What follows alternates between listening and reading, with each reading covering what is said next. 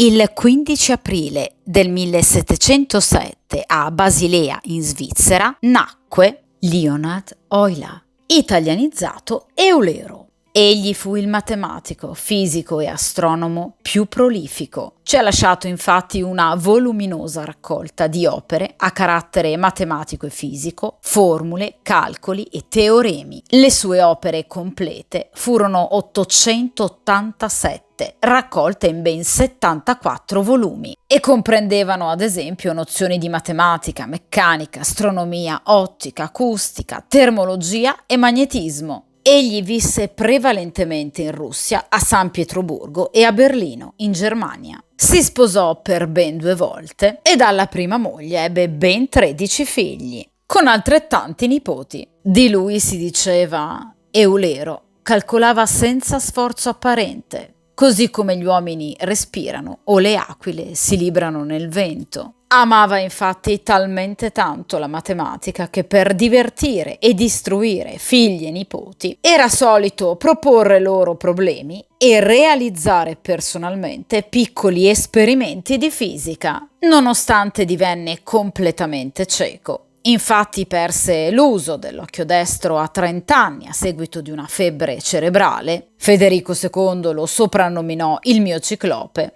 e l'occhio sinistro a seguito di una cataratta. Ebbene, nemmeno questo fermò il suo lavoro, che continuò con l'aiuto dei propri figli. Il 18 settembre del 1783 egli iniziò la propria giornata come di solito, ossia con lezioni matematiche per uno dei suoi tanti nipoti, e la proseguì con riflessioni scientifiche presso alcuni amici circa la scoperta del pianeta Urano. Alle 5 del pomeriggio, dopo aver mormorato "sto morendo", perse conoscenza, colpito da emorragia cerebrale, e così morì.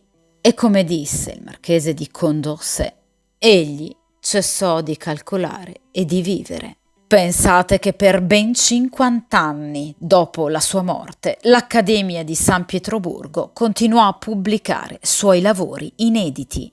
È considerato uno dei più importanti matematici della storia. A lui si deve ad esempio l'analisi infinitesimale, le funzioni speciali, la teoria dei numeri, la teoria dei grafi. Ricordiamo solo, per citarne alcuni, la costante di Eulero-Mascheroni, la funzione gamma di Eulero, il diagramma di Eulero-Venn, le equazioni di Eulero-Lagrange. Molta inoltre della simbologia matematica ad oggi in uso fu introdotta da Eulero, ad esempio il simbolo di sommatoria, di funzione e di pi greco.